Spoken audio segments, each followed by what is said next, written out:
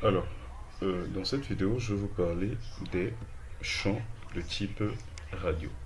Alors, les boutons radio, qu'est-ce que c'est? Déjà, on va commencer par insérer une balise input.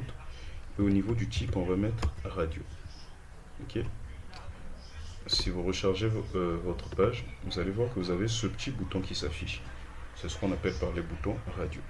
Si vous cochez, vous cliquez dessus, vous voyez qu'il devient coché. Je pense que vous l'avez déjà remarqué sur la plupart de votre site. Par contre, dès qu'il est coché, si je reclique dessus, je ne peux plus le décocher. Donc c'est ça les attributs de type radio. Alors à quoi peut servir ce genre d'attribut, ce genre de balise input? Alors ce genre de balise radio vous permettent en fait de sélectionner plusieurs éléments, de sélectionner un élément plutôt parmi plusieurs. Ok. Les balises de type radio, donc les balises input de type radio, vous permettent de sélectionner un élément parmi plusieurs. Donc, supposons que vous avez envie en fait de demander à l'utilisateur de faire le choix de son genre en fait, masculin ou féminin par exemple. Ok. À ce moment-là, vous avez deux choix, mais vous n'avez besoin que d'un seul choix. À ce moment-là, vous pouvez utiliser les attributs, les balises de type input avec attribut type radio. Et donc ici on ça. Donc ici, on va mettre radio input. Là, input type radio encore. Alors maintenant, j'ai bien mes deux input radio, mais il n'y a pas de texte qui est affiché à côté.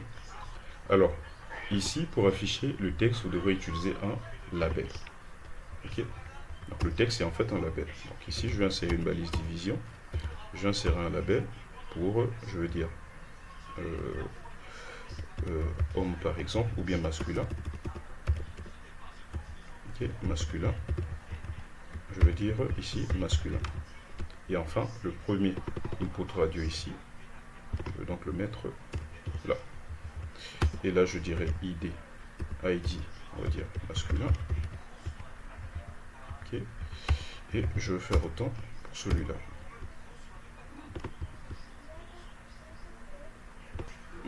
Voilà. Ici, une fois que c'est bon, je reviens ici et vous voyez bien, ah, attention, il y a le féminin qui n'est pas affiché. Pourquoi? Ah, ici, je n'ai pas mis le texte féminin. Ok, là, vous voyez bien que j'ai du texte qui s'affiche. Et l'avantage encore avec le label, c'est quoi? C'est que si je clique sur le label, le champ devient sélectionné.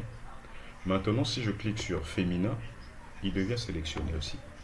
Alors, vous allez vous dire, mais c'est contradictoire en fait par rapport à ce que je vous ai dit tout à l'heure. Pourtant, il permet de sélectionner un champ parmi plusieurs. Alors, comment se fait-il que là, les deux champs sont sélectionnés? Eh bien, le problème, c'est que j'ai spécifié deux champs de type radio, mais je n'ai jamais spécifié que les deux étaient liés en fait. Peut-être que les deux champs que j'ai insérés, c'est pour deux options différentes. Oui. Et donc, une fois que vous faites tout ça, vous devrez lier en fait ces deux labels pour dire que bah, les deux appartiennent à la même catégorie par exemple. Pour ça, je vais rajouter l'attribut name. On va utiliser l'attribut name. Et ici, je vais mettre sexe par exemple. Là également, je vais donner la même chose. Donc l'attribut name, je mets ici sexe. Je vais dupliquer en fait ceci. Ok. Là, je vais mettre fumeur par exemple. Je veux dire non fumeur par exemple. Non fumeur. Ok. Là également, je vais mettre non fumeur. Ici, je vais mettre fumeur également. Okay. Et là, je dis fumeur. Là, je dis non, non fumeur.